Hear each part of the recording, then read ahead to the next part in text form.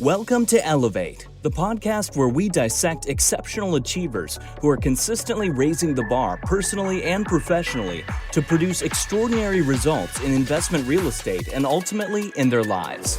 Now here's your host, Tyler Chesser. Elevate Nation, welcome back. This is Tyler Chesser. I'm so thankful to have you here, and I'm blessed and grateful to be sitting here with my friend Kevin Gray. Kevin, how are you, sir? I'm awesome, man. How are you doing?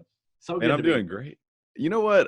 The thing that strikes me about you today is you're committed 100%. And well, it's funny because we're sitting here talking and we're laughing a little bit. You've had some, I guess, obstacles in your way, so to speak, today, but you've showed up and looking forward to definitely diving in and getting to know you better and introducing you to Elevate Nation.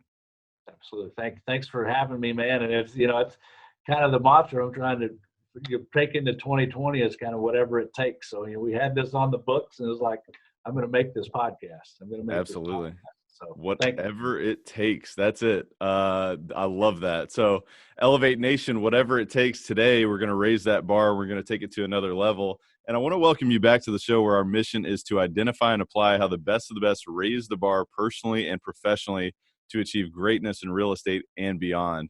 This is where you learn the mindset, the habits, the routines, systems, tools, strategies, and so much more from those who are elevating to a life without limits so you can do the same for yourself. And I want to remind you, this is a masterclass for leaders and those looking to achieve uncommon results, purposeful outcomes through real estate investing, and ultimately in their lives. If you appreciate what we're doing on the show, please subscribe, give us a rating, give us a 5-star rating if you're so inclined, and give us a review specifically of what you're taking away from the show. What have you learned? What have you implemented into your own life? Because as I say, we identify, but we also apply immediately from these masters. And so that's what we're going to do today. And with that said, I want to go ahead and dive in here with Kevin Gray. And I want to introduce you to him just briefly. He's a role model to two boys. Actually, I want to just say real quick, I love his bio because it really tells me about him as a person and also kind of a high level. And I'm really looking forward to diving into this. But he's a role model to two boys, Jack, who's 9 years old, and Phoenix, who's 2 years old, which, by the way, awesome name. Husband of 12 years to Angela, president and owner of ADC Paving since 2011. And he's also a business and operations coach and partner of Top Contractor School and so much more. I mean, we're only scratching the surface. But, Kevin, tell us more about, you as a man behind the bio. Yeah, I mean, I think you covered a lot of it there, and that's kind of, I was adopted at birth, which is an interesting fact about myself. So I was adopted. Actually, my biological parents are here in Louisville. Actually, was cool enough to meet them about 15 years ago. I took a job here in Louisville in 2004 with Wells Fargo right out of college, and a month into that job, got a letter from my biological parents, saying, hey, we'd like to meet. And so we did that. So that was cool. So, adopted at birth to an amazing, mother and father. I also have an adoptive sister and also have a biological sister. And, we kind of traveled the state of Kentucky growing up. My dad was in the heavy highway construction industry, which is kind of how I got to where I'm at today in this industry. And so we lived in E-Town and then spent most of my childhood and adolescent and high school years in Midway, Kentucky, which is right outside of Lexington. So kind of a country boy at heart, man, and grew up in southeastern and eastern Kentucky and in central Kentucky. So man, we've been here. I've been in Louisville since 2004. Met my wife in 2006, and we've been here ever since. Man, we're raising two beautiful boys, amazing boys that I try to put that out there as much as I can. And I think, I've got that on my LinkedIn status. I obviously shared that in my bio. When I tell people, telling people out loud that I'm a role model to two boys kind of keeps me in check sometimes, you know what I mean? So yeah, I put that out there a lot because that I think as men and even as parents, whatever, in these days and times and the things that are going on, that it's truly important to understand the importance of our responsibility, not only to our wives or children and our businesses, especially these young people that are the future, man. So that's a little about me. I like to fish. I like to fish. We live out on some land out in eastern Jefferson County, so I like nature, getting out on some trails and some hikes and enjoying nature too. So that's a little about me. I love it, man. Yep. Actually, one thing I didn't know about you was that you were adopted. Yep. I'm curious to know, how did that impact you growing up? I mean, were you ever conscious of that? I mean, did you really kind of think deeply about that as a kid, or how did that impact you as you kind of became a man? I did think, I thought a lot about it as a kid. Just curious. I think I just had a curiosity about, who had an amazing, mother and father that adopted me, and never wanted anything different. I didn't want, or wish that I was with my biological family and had a different opportunity in life. But yeah, I was always curious. The curiosity kind of dwindled as I got into my teens and maybe into it becoming a young man, but it was always in the back of my mind. And I wasn't, at 18 years old, I kind of had the opportunity to explore them if I had wanted to, and I never took that leap of faith, I guess. And coincidentally got a letter from them in the mail that they were kind of searching for me too. So it's just kind of interesting how that worked out. And we met. We established a pretty decent relationship for several years. We still stay in touch, and it's kind of cool, man. That's Cool. awesome. That's awesome, man. Well, I appreciate you sharing that. And I just was always curious just because, I always think so deeply about this really is that, our childhood kind of shapes us so deeply, and especially that type of an experience as an unconscious, person growing up, not realizing how deeply that kind of shapes you. So I just encourage, folks who are listening to really maybe kind of just think back, what were the things that were happening to you as a child, and how did that impact the way you think and approach your life today? I just think it's important for people to just kind of, unpack and observe. So I really appreciate you sharing a lot of personal stuff with us there. And also just wanted to highlight a couple things there too, is that, you mentioned even on your LinkedIn that you're a role model to your two boys. And, I think it's a reminder for all of us, hey, you know what, we're role models for a lot of people in this world, whether or not it's our family or so on and so forth. So just kind of keeping that front and center to realize, one of the things I saw recently, someone asked actually Kobe Bryant what he thought was greatness, and his answer, which I thought was great, was that it's really about inspiring someone else to do something great, to show their own creativity, and just reminding ourselves that we're all role models and leaving an impact and a legacy there is amazing. But I'm curious to know, Kevin, when you were growing up, or, was there a moment in your upbringing that you said, you know what, I'm drawing this line in the sand and I'm not going to be average. I'm not going to be mediocre. Cause I mean, obviously like you're the type of guy who's ultra, ultra committed. I mean, like we looked at what happened today. I mean, there was a few things Right. that could have knocked you off course. I mean, was there a moment, or was it kind of just who you were and how your upbringing was, or how did that happen for you? Yeah, man, I don't know. I mean, I think, we talk about role models, diving into that a little bit. I mean, growing up, I used to go to a lot of meetings and conventions with my dad, and just to see, and it wasn't necessarily a work ethic thing, although he was always up early and he was working. Like, I always appreciated his work ethic, but it was, getting some of that feedback from his peers of his integrity, of his honesty, of, man, he's just a genuine dude. He's got good moral character, and he's been retired for, I don't know, 10, 15 years now from that construction industry. And I still interact with some of his peers that are still in the industry, and maybe even some guys that have also retired. And they're always like, man, your dad was such a good dude. So I think there's that level of kind of something that I've always idolized that I wanted to bring into my own personal life. And as far as the commitment and the work ethic and kind of what has molded me, I think I gotta trace it back to that. And then I was a wrestler growing up. I think the sport of wrestling really, it tapped into something inside of me that kind of, keeps me pushing, kind of keeps me, my wrestling coach in high school always said, all of your competition are these guys you're going to be facing. They're training, wrestling is a 3-period sport, and most of these people are training just to survive and get through the physical challenge of getting through those 3 periods. And it's like, you need to be training for overtime. You need to be training for double overtime because, when everybody else is tired and they think the match should be over, that's when you can take those next steps and really get ahead of your competition. And, and we were talking about tennis before we got on here. We were talking about the mental fortitude that those sports that are one-on, you don't have a teammate around you. You don't have any teammates around you. It's you kind of versus the other man. So something clicked, I think, in that sport of wrestling for me that kind of made me realize that, my fate, my destiny, if I want to win a state championship, if I want to be one of the, if I want to be a ranked wrestler in the state, if I want to go on to college and wrestle, that I've got to do certain things to separate myself from everyone else. And I think that's a big piece of what I tried to really implement into my personal life as well. So I would attribute, going back to your question, I would attribute kind of the moral fiber things that I learned and saw as a young boy in my father, and then just kind of the spirit that has been instilled in me with the sport of wrestling. That's kind of who makes me the man I am.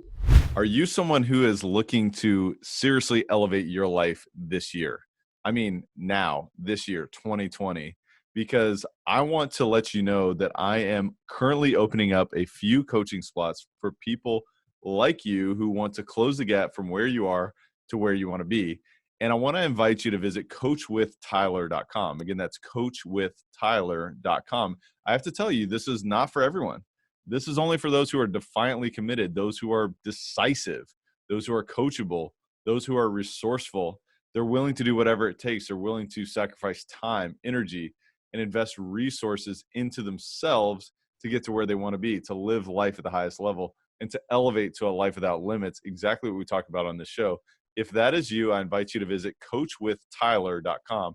Again, that's coachwithtyler.com. That's awesome, man. Yeah, and I love the concept of train for overtime or double overtime. Yep. It's, what is that? How does that translate to you in your life and your business now? I mean, how does that concept, how do you envision that concept in your daily life now? Well, I think I just started a program called 75 Hard. I don't know if you're familiar with it, Andy. Absolutely. And this isn't a new concept to me, but I'm 12 days in. And what that's really shown me so far is the value of time. And it's, I can make a commitment to drink a gallon of water a day, to work out twice a day, 45 minutes each, one of them being outdoors, reading 10 pages, and some of the couple other things you've got to do to make that day count. It's like, I think the biggest takeaway I'm getting, most people, I think what separates most people today is that people that are average, people that are probably pretty successful, very successful even, that have a good living and have a good life and all that. I think they work within an 8 a.m. to 5 p.m. mindset. Mm-hmm. And I think, what do we get? 60, 70, maybe 80 years on this planet, right? Mm-hmm. So wherever we get an opportunity to steal some time, you only get 24 hours in a day too. So it's like, wherever I can steal 30 minutes or I can steal an hour, or if I can get up an hour earlier. I was talking to a couple of my best friends the other day, just kind of reflecting on the program for the day. And it was like, I got up at 4 a.m. I went to the gym. I came to the office for a couple hours and got some work done with my guys out in the shop. And by 10 a.m., I was headed to a 4-hour career fair for the day. Like by 10 a.m., I feel like I was already 5 or 6 hours up on everybody else, in the rest of the world, So you can start compartmentalizing your days into 3 or 4 hour bursts of activity that most people probably aren't. I think that's the true separator. I really do. I think figuring out how to manage your time and steal time and get some time ahead, up on people, is huge. And that doesn't mean neglect your health. It doesn't mean neglect your sleep. I mean, I got to get 6, 7, 8 hours of sleep, or I'm not good to anybody. I'm not a good business owner. I'm not a good leader. I'm not a good father. I'm not a good husband. I'm not healthy. So I'm not saying you got to work 20 hours a day and be a madman full blown entrepreneur, crazy person. I think there's a lot to grit, and there's a lot to working smart, and there's a lot to kind of just willing to do the little things that other people aren't willing to do. So what would you say are those little things? I mean, what are some of the little things that you would point to that most people aren't willing to do that we could implement immediately? Man, I think one of the biggest things today that you can implement is doing a self-analysis of what you're allowing to pour into you. What are you reading? Who are your friends? What are you doing in your free time? I'm a firm believer, what you consume, whether that be books or TV or friendships or relationships or physical activity or your health or your diet, those things that you consume, ultimately that's who you become. If you're a person that's consuming, Netflix for 3 hours a day and eating poorly and going out to the bar, and you got friends that are negative and their lives aren't great either, and you start looking around, it's like, well, you kind of are who you hang around. You kind of are what and who you consume. So I mean, that's pretty simple for me, man. I mean, I love that. And it's so true because, one thing that I heard regarding this is that your mind is the most fertile ground in the universe. I mean, it's really the most fertile, whatever you plant there will grow. It will germinate. It will become reality. And I think it's so important to guard the gates of your mind. There's so many different messages out there in our, 21st century that are, either negatively focused or, it's fear-based or, it's designed to get you to take action based on the fear that human beings, have because, we're built for survival. And once you realize that your subconscious mind is really just there to keep you alive. And yes, you have to be thankful for that. But at the same time, you have to overcome that. So I do think it's so, so important. And I really appreciate you mentioning that. And also, I wanted to just kind of stack on what you were talking about regarding time. We all have 168 hours in the week, right? So how does that break down for you? How many hours are you spending? 20, 25 hours, watching Netflix or, reading garbage on social media, or are you applying it towards your health? Are you getting the proper amount of sleep? Are you spending it with your people? Are you reading? Are you learning? Are you engaging in good conversations? Are you spending time listening to conversations like this? So what can you do to get rid of some of that kind of garbage time and put it into high lifetime value time? I think is so important. So I just wanted to stack that on there. Yep. I love it. Yep. So obviously you're doing many things. I love the thought of doing the 75 hard. We can definitely link in the show notes to kind of what Andy Frisella talks about regarding 75 hard, because obviously that's a transformational process there that, I know several people have gone through, and I know how transformational that is. But beyond that, I'd be curious to know, fast forwarding to today in terms of what you're doing in your business as well as your personal growth, what would you point to otherwise that really you kind of raised the bar that have kind of grown your results in different ways? I mean, the big one for me is, I feel like I'm lucky. I feel like I'm the luckiest guy on earth because I get to get up every day and I do something that I absolutely love to do. And it's not paving. It's not asphalt. It has nothing to do with the business that I, landed in or, the company we bought. It's getting up and being able to, we've got about 20 employees, and it's, I wake up with the mindset that I work for these people. They don't work for me. I think so many business owners, managers, foremen, leaders, whoever, they work, they pay their dues, they get to the top of the mountain, they get promoted, and they say, I've made it. The hard work is done. I'm in charge. I'm the boss. And like, to me, that's the moment when the script flips and it's like, nope, now you work for all these other people. Your job just got exponentially more difficult. So, if you think that that's the time to sit back and coast, that's why a lot of these businesses struggle. They promote the wrong people. They get the wrong people promoted too quickly, and egos get out of hand. But for me, man, I get to do what I love every single day, and it helps me on my personal. These people, they don't understand, I don't think, but they help me a lot more than I think I help them. They give me my fuel, they give me my passion, they give me a reason to get out of bed in the morning, to come in and be able to coach them and to lead them and to mentor them. The whole driving force, and I mean, don't get me wrong. Look, I own a business. I got into entrepreneurship, and yes, I do want to be financially successful as well. And my main, motivation behind that is selfishly for my family, my wife, my children. I want to provide a great upbringing, a great life, great options and opportunities for my kids, and hopefully, be able to leave them with the memories. It's like, what do we leave our kids when we're gone? It's like, you can leave them all the money in the world, you can leave them houses, whatever. It's like, I want to leave memories. I want to leave lasting memories.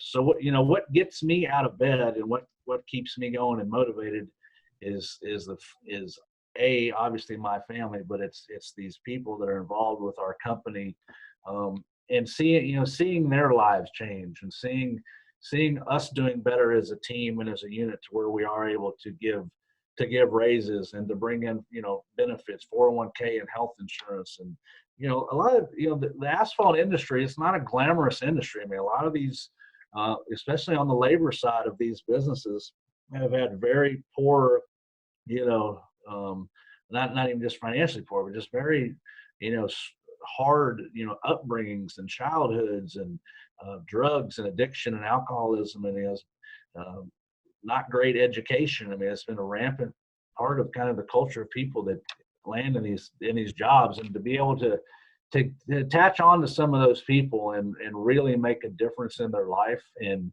the difference they make in my life, getting that perspective, sharing stories with them. I mean, it's really cool. So it's a give and take, and it's and I think that's part of the reason I'm so heavily involved with the Top Contractor School stuff too. Is like, we're all about sharing, we're all about teaching. We want to give as much information and value and coaching, and just putting your arm around somebody and talking to them. I mean, it's the people. The people get me out of bed every morning. So I feel lucky that I get this opportunity to and that these people look up to me, and we get a chance to do this every single day. Man, there's so much good stuff there, so much wisdom. And one thing I do want to highlight, just I got to pick one, but what you said there is, I work for these people, they don't work for me. I think it's such a great shift that, most people who maybe they look into and say, hey, you know what, I want to become an entrepreneur because then I can work for myself, or, I can have other people do things for me. And it's a shift. First of all, is that your customers are obviously people who you work for, and whether you're a real estate investor, whether you own a paving company or whatever it is, I mean, your customers as well as your employees and anybody else who you're affiliated with, I mean, you've got to create a great experience for them, and you've got to create those memories for them, because at the end of the day, it is the vehicle. I mean, you mentioned, it's like, what this paving company is, it's the vehicle for you to create memories for your family, to create that legacy, and to help people who have maybe come from a different type of background that may have had some challenges. I mean, so I think it's an amazing thing. And once people kind of really shift their mindset and realize that you do work for other people and that you are really here to serve them, that's when your business, paradoxically kind of takes off. And I just really love that. One of the things that I learned about you from kind of doing a little bit of study about you is you mentioned, it seems like your mantra, or at least your company's mantra, is no bad jobs. Can you tell me a little bit more about that and what that means to you? Yeah, absolutely. That's something we picked up a year ago. We've actually shifted that a little. We're gonna keep the no bad jobs, and we've also implemented a new saying for 2020, and it says the expectation is higher here. And I think they're very similar in what they say. I mean, but it's all about culture, man. It's all about culture and creating. And I'm glad you hit on it, because it's so true. Like, we're all working for the customer. And it's like, if we don't treat these people right within this organization, or we don't create an amazing culture and atmosphere here first, they're not going to take care of our customers. I can't physically go take care of all 700 of our customers every season, but these people are, and so if we're not doing it right in these walls, then they're not going to be doing it right out there in the community. So no bad jobs to me. It's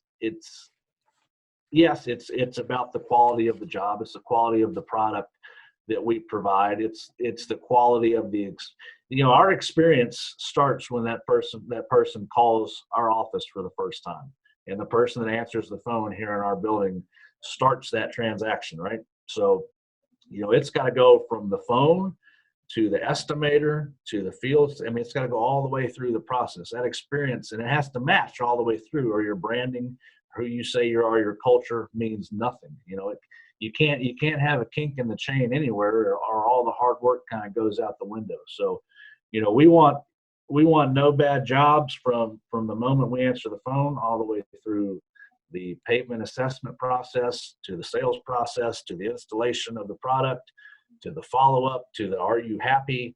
It's got to go all the way through the organization. And I think a lot of people get it twisted too, that I said it earlier, it doesn't matter what industry. I mean, I could be selling hamburgers, I could be selling pencils. I mean, whatever your business may be. I think the product piece is the very last piece of no bad jobs, right? It's the people first, right? It's the people first, and then it's the product. So it's focusing on the people and focusing on creating a culture that these people can strive in and evolve in, and start to lead themselves, and really giving them the platform to become. And it's, I think a big thing that we do is we are so wide open to, we want their feedback. We're asking everybody on our team, how do you want to be coached? What's important to you? What makes you click? And identifying all their different personalities, and really understanding who these people are, that they aren't just someone that's in here punching a clock, moving a rake for me. That's Joe, and he's got 3 kids, and he's a Leo, and he may act a little bit like this sometimes when he's upset. Cool. I know how to deal with that guy now, right? And we're going to treat you with respect, and get to really know these people, and just creating almost a flawless system within the system, that when we're out there in the community providing the product and service that we're selling, that it looks like what it's supposed to look like based on who we've told the community that we are. I mean, what you're talking about is doing kind of the hard things, right? It's like going the extra mile, and not cutting corners, right? You got to get to know people. You have to really truly understand who your people are, what makes them tick. And I just think it's so important. But really, that is what culture is all about. It's about, it's not the quick route. You can't really go from point A to point B, in 60 seconds. I mean, this is a thing that takes years and years and years, but that's how you create sustainability. That's how you create, as you mentioned, kind of a vehicle that allows people to have those lasting memories. So I think that's so important. And it's something that can be applied to any business. I mean, that's why I love what we talk about on Elevate, is because, what you're talking about is like, all right, you got to start here with yourself. You got to develop yourself. Then you've got to kind of build that nucleus out to the people that are closest to you. You got to be checking in what's coming into your mind. What are you allowing into the people closest to you in their mind, and how are you serving other people on a daily basis? But I think it's so powerful. And with that said, I'd be curious to know, Kevin, as you're kind of developing yourself, what habits have you consciously created that have kind of allowed you to be the anchor that creates such a dynamic culture? For me, it's and I think this goes back to my wrestling. Whatever kind of wiring happened when I was a wrestler in a former life is kind of just molded who I am. And for me, it's when I feel good, when I'm exercising, because I can get that hour workout in a day where I've just got my earbuds in, and I'm either listening to some music that pumps me up, or I'm throwing on some like binaural beats and just kind of zoning out and giving myself some time to think. That exercise for me is huge. And then I try to take at least 30 minutes every day where I shut the door, I turn my phone off, I turn my email off, I totally check out of everything, and I just allow myself to think. I just allow myself to think my own thoughts, with no noise, with no distractions, with nothing to do. Because man, you're a fast growing company. I mean, you've got your hands in all kinds of things. It's just amazing. I mean, you're going 100 miles an hour, and it's very inspiring. But as well as I know, if you don't take time to check out for 30 minutes a day and listen to your own head, your vision can become, very foggy or very unclear or very just misguided, because you're just ping pong. You're ping ponging to tasks instead of able, to really get focused on what's important to you, what's important to your vision, what's important to your culture. Because if you are not able to show up for your people, I mean, you talk about culture. A good friend of mine, Brian Hess, who's involved with Top Contract School with me, says you have to be the evangelist for your company. What you want your company to look like, what you want your company to be branded as or known as in the community, it just starts with you. And you've got to show up every day looking like that. You have to interacting like that. Like you can't have a bad day. I mean, you're going to have bad days, but you got to show up for your people. You've got to, you are the primary example for everything. So the things I've got to do, I've got to eat good. I got to get sleep. I got to get my exercise, and I got to get some time to myself to just make sure I'm checking in. So I want to serve the audience in a practical way. I mean, you're sitting there thinking for 30 minutes. I mean, do you take notes? I mean, are you brainstorm or okay. So you're putting thoughts to paper as well. Yep. A lot of, sure. I love that. And it could be, it's amazing when you just, I don't know if you've ever done it, but just try it. I mean, try it for a week, man. You talk about stealing time, the things you can accomplish in those 30 minutes. Just to yourself, go to a park and sit under a tree, just because these companies we run, or these things that we do, the things that we're entrepreneurial about, whatever, like it's all coming from us. But if we don't stop to check in with what that spirit of it is and what it looks like, then we're just serving other people all day long. And it's like we've got to, stop, get some thoughts out, and just keeps you centered, keeps me centered. Strategic thinking is one of the most important things you've got to be doing. You've got to be thinking, well, why are we doing something, right? If we're completing this task every day, do we need to be doing it? I mean, taking that time out to just give yourself space to creatively create a vision or revise your vision. One of the things that I think is so important as a leader is to look back and say, you know what, I made the wrong decision before, and we're going to course correct and do something different now in the future. And I think, taking that space on a daily basis is a place where you can do that. So I want to encourage Elevate Nation, get your calendar out right now, mark that 30 minutes into your calendar every single day. That's a huge nugget of wisdom.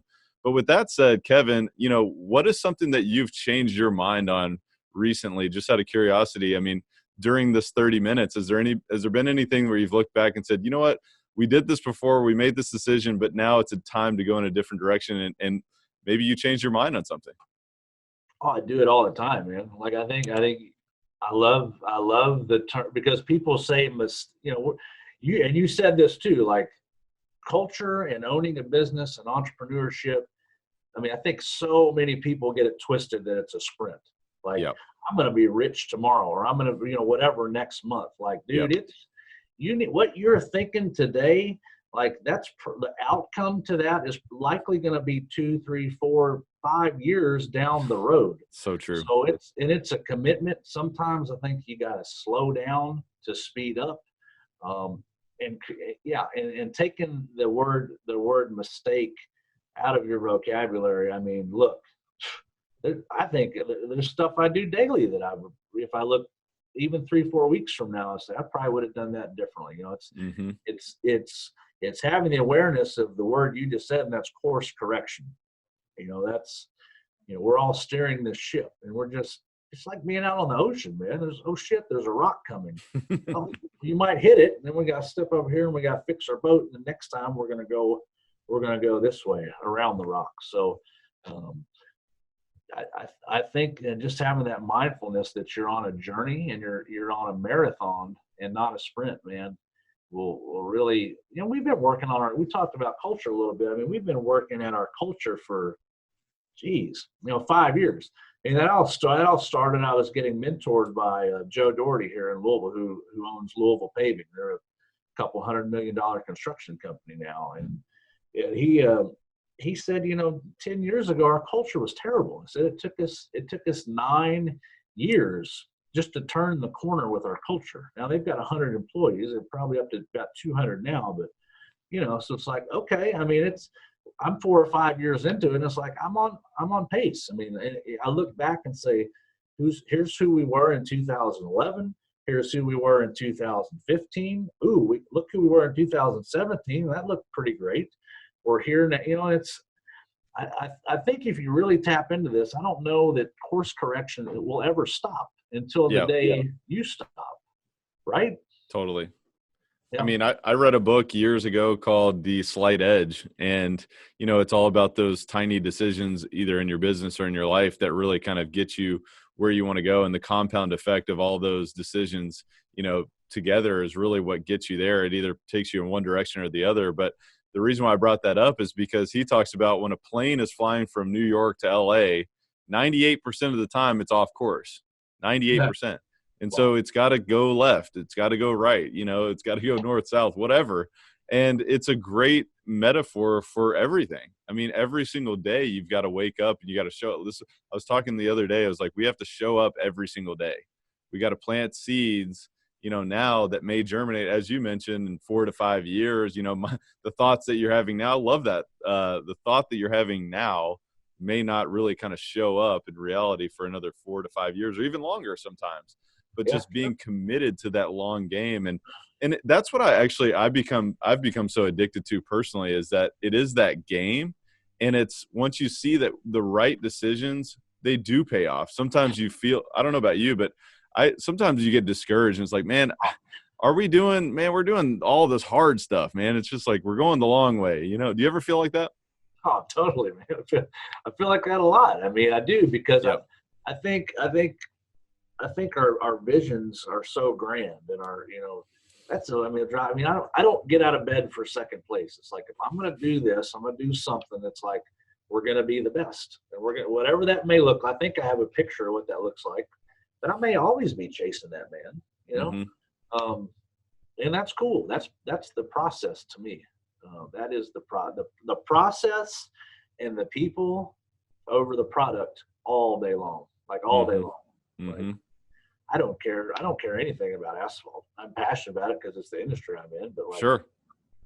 Yeah. I mean, I feel the same way about real estate. I mean, I love real estate because of the practical solutions that it can bring to you. But I don't get out of bed and just, real estate, I'm thinking about, well, what can we do to become the best version of ourselves? How can I create a great team? How can we live a great life and look back and say we're proud of everything? That's the essence of what we're talking about here on Elevate. I think it's a lot of fun. But I'd be curious to know from you, one of the things we talked about is, you said, take mistakes out of your vocabulary, right? If you had to look back and say, well, maybe there was something that was a mistake that was a learning opportunity, or perhaps even a bigger failure, is there anything that you'd point to that said maybe it had planted seeds for a later success? Oh man, I think some of my biggest mistakes are, and it's probably one of my greatest strengths too, is I'm inherently a nice guy, and I want to see everybody succeed. Like these people could work for us for 2 or 3 weeks. I'm like, I want this guy. I want this guy to make it. I want his life to be better. It's like, I'm inherently guilty for hanging on to some of the wrong people that don't, not that they're bad people, not that they can't go get a great job somewhere else, but like, it's hard for me to let people go. And I don't know if it's because I want it to work out so bad that to me, this place is a great fit for everybody. Like for me, I think anybody would enjoy working here. Sometimes that's not the case, man. Sometimes our expectation, and I almost try to talk people out of coming to work here in the interviewing process, because I need you to understand that the expectation here is not going to be like anywhere else. Like you can go do a lot of things for 16 to 25 bucks an hour. You can go do a lot of things for 16 to 25 bucks an hour, but here it's going to be a little different. Now we're going to take care of you on the other side of that too. I mean, but yeah, the biggest mistakes I think I've had in this whole culture piece is not knowing when to get rid of an employee that may be toxic to the culture, man. And that's I had a huge breakthrough last season. We let go of a guy that had been here 6 years, and kind of it was a huge part of this culture change. Like he was a huge part of the culture change from when I bought it in 2011. He'd been with me since 2014 or 15, and it like that was tough. That was really tough, and that was a huge risk for me. But I knew in my heart 2 years ago. I knew in my heart 2 years ago that he wasn't right for this culture.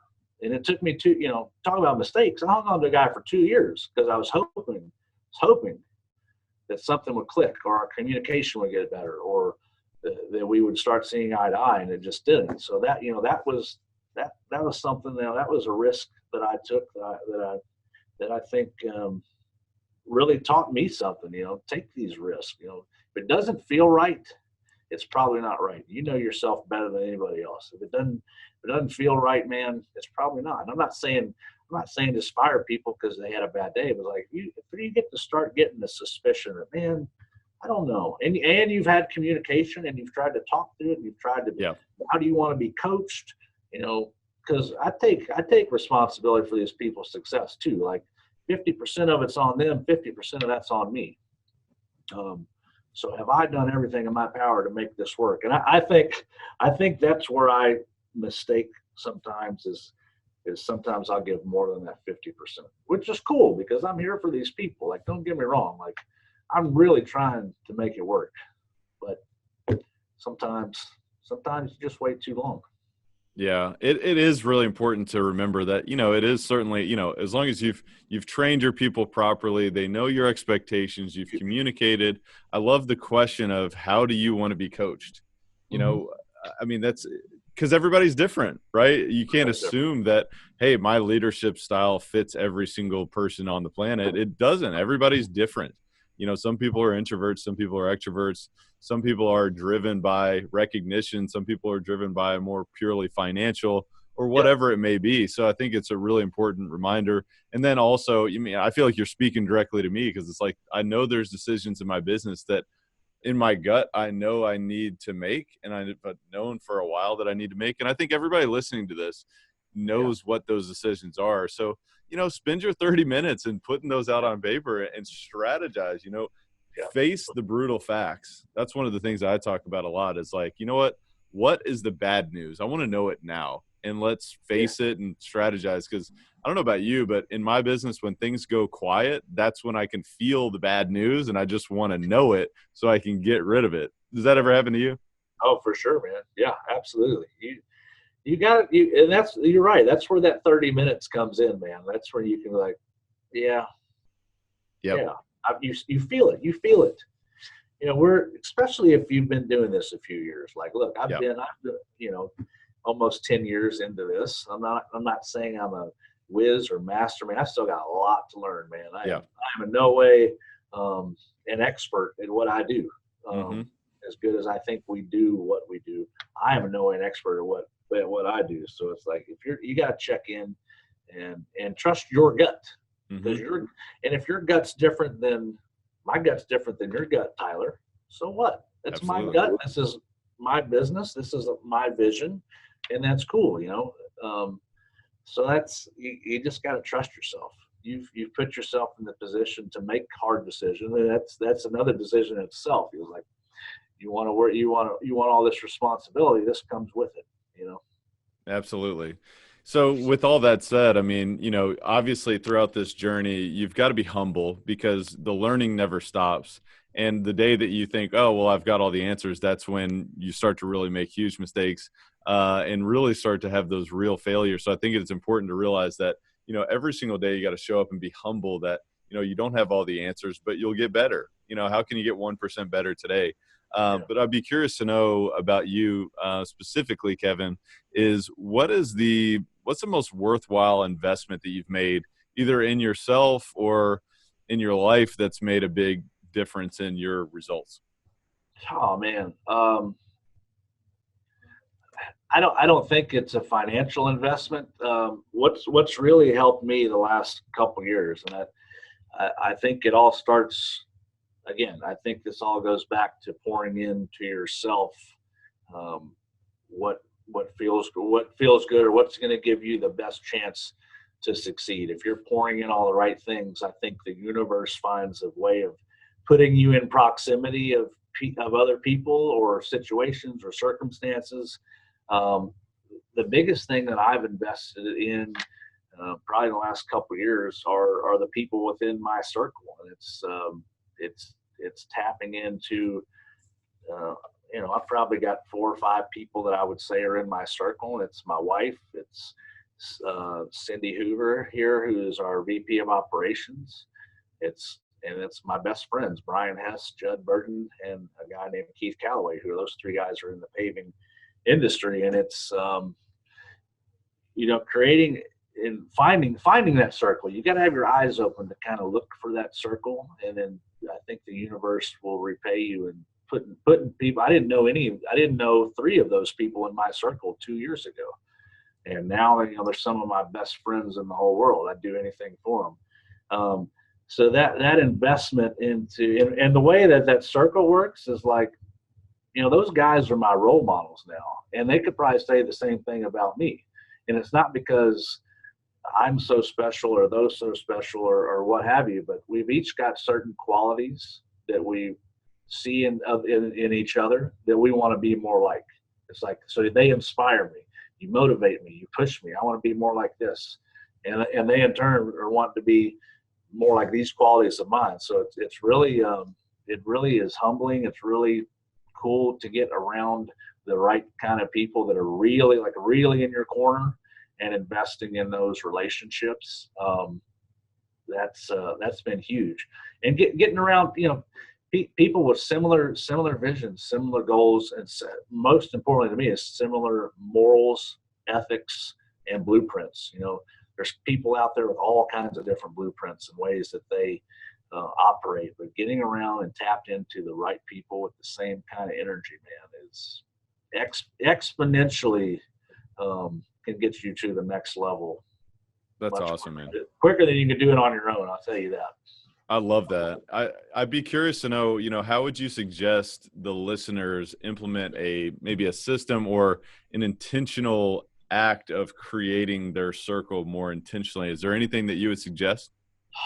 You just got to show up. You just got to, hell, in this world we live in now with social media. I mean, 3 of those people, Keith lives in Portland, Oregon, Brian lives in Pittsburgh, and Judd lives in the British Virgin Islands in Anguilla. So, I mean, 3 of these people I never even met in person until within the last year or so, and we started a friendship. So, I mean, I don't know how you're, man. It didn't seem to be intentional when I was looking for it. It just, I was just putting myself in the right situations. I was just exploring and had an open mind and just was present. I mean, you got to be out there in the world. You just got to be out there. Yeah. And you got to be doing the right. There's so much crap out there. Like, there's so much negativity, and there's so much. Like, I have all my social media notifications. They're just off, and that's another thing that's helped me. They're just off. So that's been another huge one. Like, I'll check them for about 5 minutes, maybe in the morning after I've woken up, and I'll go do maybe 10 minutes a night, and that's it. And it's mainly just to check in with my people, the things that I've chosen to follow and listen to and allow to get inside of my head. I don't want to read the crap. I don't want to read the noise. I don't care. It doesn't affect me. So I think put yourself in the right positions to be found, to be discovered, to be, get involved with some groups, whatever it may be, man. I love it.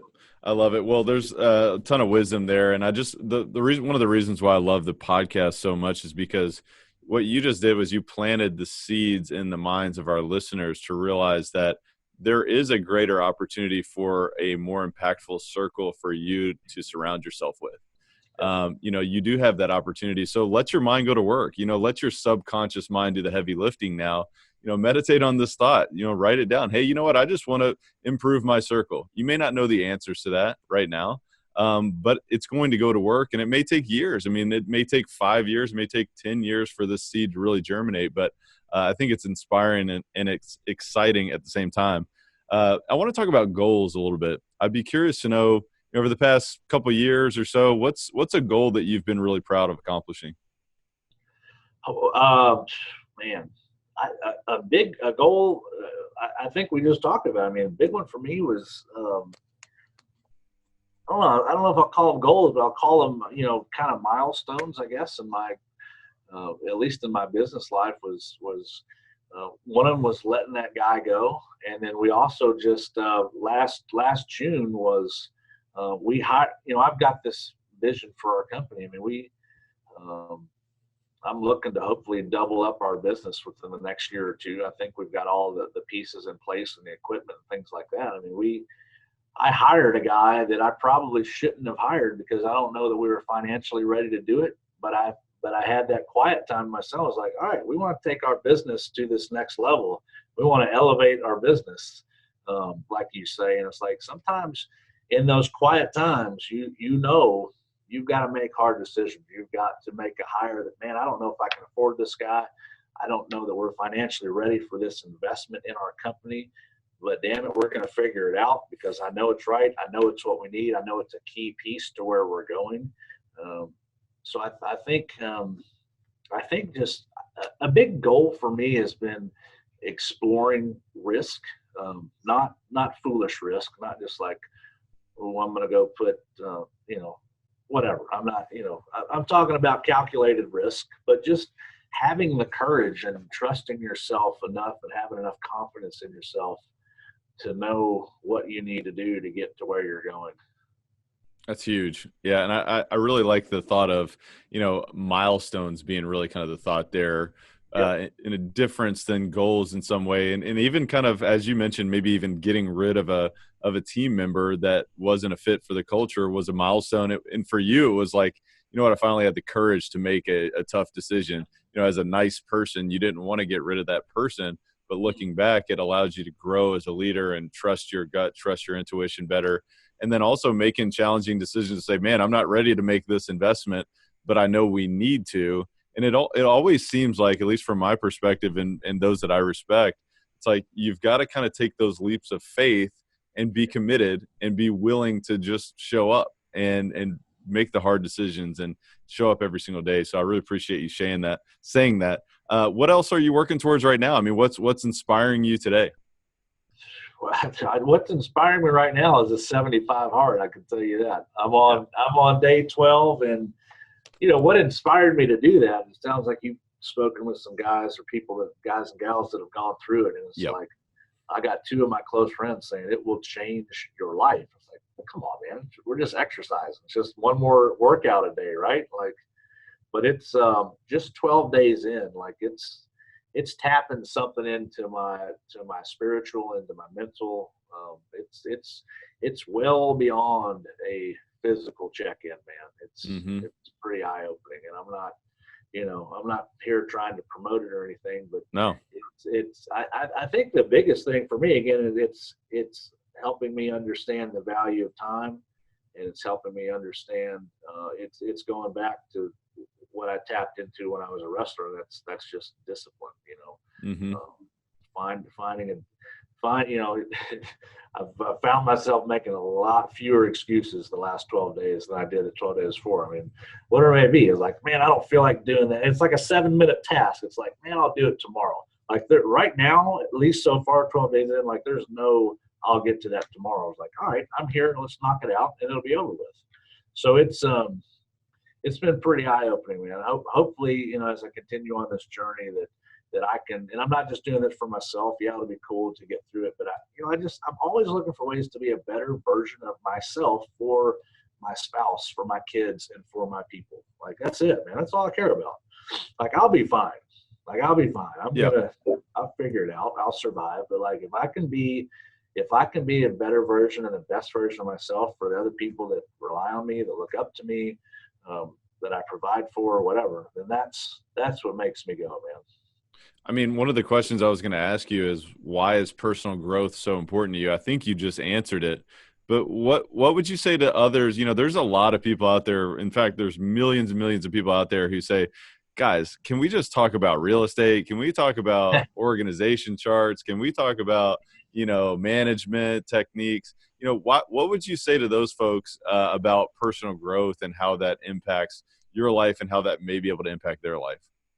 I don't think any of that. I don't think you're going to be any good at that either if you don't figure out the personal side of it, man. I mean, of course we could sit here and talk about all of that. I mean, we know how to do all that, and you know, I think people need some of that. And I think there's certain platforms for them to get that kind of information, but you've got to take that personal commitment, that personal step forward, kind of for yourself first before you can almost even think about getting really good at anything else. You've almost got to work at mastering yourself before you begin to take on everything else.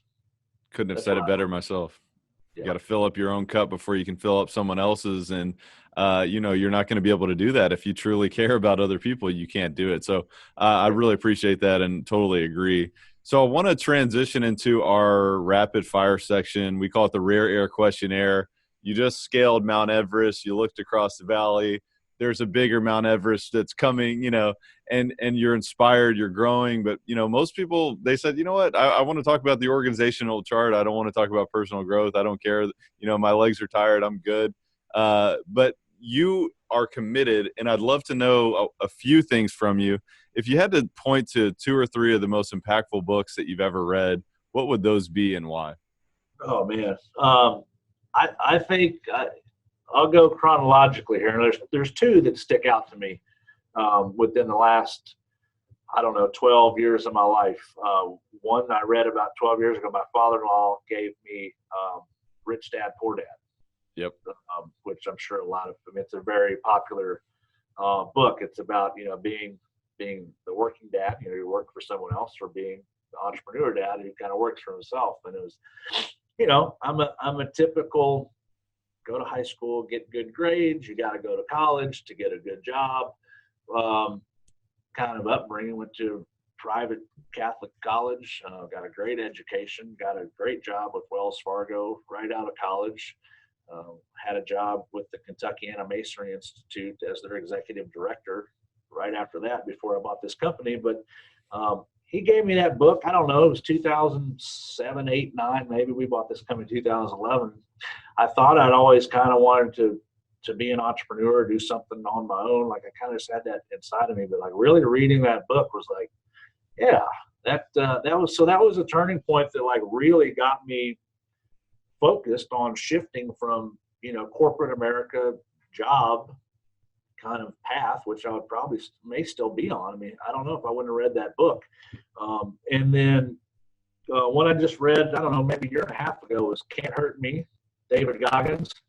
And dude, for him to tell the story of the things that he endured and went through in his life and where he's at today is like, if that can't inspire you to get your ass up and go be something, it's like, then you don't have a heartbeat. So, yeah, being able to, and he wrote that book so perfectly. Like, you could really, like, the illustrations of really being there on the things, the challenges he was going through in his life. Really, really kind of kicked off me getting into this. All right, you can work a little harder. You can be, you know, what else can you be doing? That's kind of what led up to the 75 hard a little bit too. It's like, I need to push myself. I need to kind of retrain my mind. So yeah, those 2 were really good ones for me that that inspired something within me to kind of make a change. Well, you know that I love books, and I love books Yeah. especially that make you change the way you think. And both of those books totally flip the script on how you outlook life and how you outlook your mindset and your practical approach, whether it's Rich Dad Poor Dad or Can't Hurt Me. And definitely put links in the show notes of both those books because they're both transformational for sure. And we're only using a portion of our mind. I mean, our mind always tells us to stop, man. We're tired, it's going to hurt. But there's so much more that you can do if you just realize what's possible. And really, anything's possible. It's limitless. So I really appreciate you bringing that up. Aside from our discussion today and what we've kind of talked about, I'm curious to know, what's the biggest way that you would say that you elevate your life on a daily basis? Biggest way I elevate my life, man. We've talked a lot about a lot of things already. So this is a tough one because I'm asking you to dig deep here. This is digging deep. Digging deep. Well, my biggest motive, it goes back to the first thing we said. I mean, the biggest thing that gets me pushing is being a role model for those two boys, man. Like that's what it's about. Like I think we all have a fear of death, and I think we all have that. I think what's elevating me is starting to really understand the concept of time. Like, I turn 40 next year, and it's not. I don't think it's the number. I don't think anything to do with it's 40, but it's like, man, look, let's back into this. Like, let's back into this thing. Like, let's say 70 is the number. Let's say, I don't know, maybe it's 60, maybe it's 80. What if 70 is the number? How many days do I have? How many hours do I have? How many summer vacations do I have left with my kids?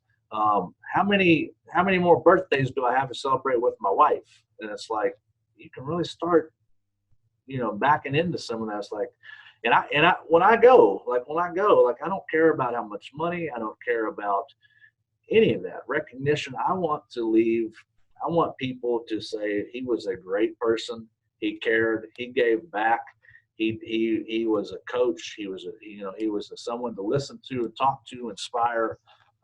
It's legacy, man. It's not financial or business legacy. It's human legacy. It's like, that was a good dude. He was a good dude. Like, that's all I care about. And I want my kids to look up and say, I would like to model my life, or not entirely, but like, my dad had some awesome traits that I can really want to apply in my life. So I mean, that's what gets me going, is starting to back into this theory of time. Well, you're absolutely doing that, and hopefully this audio, this video will stack on that for many, many years. And I mean, I have no doubt you're leaving that legacy right now with everything you're doing, and I just admire you so much. And hopefully you've got many more years than that. I heard this thing from Dan Sullivan. His goal is to live till he's 156. So I don't know, maybe things are possible. So maybe you're just getting started here, and I definitely think that's the case. But beyond everything that we've talked about as well, my final question for you is, how do you elevate others around you? I think just showing up as the best version of yourself. I think being available for others, and being genuine, that you truly care about them, that you listen more than you talk. I may be the leader and I may be the one in front of the meeting a lot or whatever, but it's like, just listen. I think you said, I mean, we are humans. Like, our number one survival need, it's not food and water, it's love, man. It's like, we want to be accepted. We want to be a part of something. We want to feel appreciated. It's like, the more you can listen, and really get to connect with people, I think that elevates people. We took a guy on my team who's 25 years old down to Anguilla for the Gold Digger Retreat. And this kid's never been on an airplane across the ocean. And like, we take him to this. I mean, I'm talking 5-star, probably the nicest place I've ever been. I mean, Eli Manning stayed there a week before we got there, and like, just to see his eyes when he got off that airplane and got to those villas was like, holy cow, man! Like, this, he'll never forget this. This is changing lives, and like, that's that's you talk about elevating people. It's like, being such a good leader that you can give them opportunities to change, their lives as well. So that's it for me, man. And I love it. This has been an absolute blast and a pleasure, a privilege to sit down with you today. I'm sad that our time has really come to an end here, but I want to give the listeners an opportunity to go deeper with you and stay connected with you. What's the best way for them to stay engaged with you? LinkedIn, just check out Kevin Gray, and then also from a social standpoint, Instagram and Facebook, it's ADC Paving. Instagram /ADC Paving. That's probably the best way to keep up with us. Absolutely. Yeah, I definitely encourage the listeners to reach out, stay engaged, follow along, because he's doing this every day. I mean, he's showing you, really what's going on, behind the scenes on a daily basis on social media and beyond. But you definitely want to stay engaged with him. If you want to add him into your own inner circle, whether it is personally or virtually, whatever it may be, of course, you can do that. And we'll, of course, put the links to the show notes of everywhere you can find Kevin and ADC Paving. But I want to remind the listeners that repetition is key here. You got to re-listen to the show. You got to take notes. You got to dissect this for 30 minutes, your daily 30 minutes. What can you do to strategize, to vision, to apply what you learned today? And you've got to take massive action. And how do you take massive action? You got to brainstorm, what ideas did you infer between the lines here? You got to prioritize. You got to put it on the schedule. So you got to get your calendar out, schedule out what you're going to do to take action. You got to find leverage. Who can help you along this path? What tools do you need? Is there an accountability partner that you can, tap into? And you've also got to course correct, as we talked about in the show today. You will make mistakes, and remove the mistakes from your vocabulary. But as you do that, course correct and show up, and don't beat yourself up. And so if you want to go deeper, obviously you can go to the Facebook community. We've got Elevate Podcast community on Facebook if you want to, tap into accountability partner, but also encourage you to share with a friend, because the teacher learns the most. If you can screenshot this episode, tag Kevin, tag Elevate Pod, tag myself, whoever, share this with a friend, because that's really how you start to light gasoline on other people's fires and really kind of help elevate their game, elevate others around you. So, Kevin, I want to thank you again for being on the show today. Pleasure's all mine, dude. This was awesome. Thank you so much. Man, this has been a lot of fun. And Elevate Nation, I really appreciate you showing up today, listening and engaging. And until next time, go out and elevate your life and others around you. And thank you so much. Thank you for listening to Elevate. If you enjoyed this episode, be sure to rate, review, subscribe, and pay it forward by sharing with a friend. Most importantly, take this opportunity to elevate your results by taking immediate action on what you learned. For more, visit tylerchesser.com.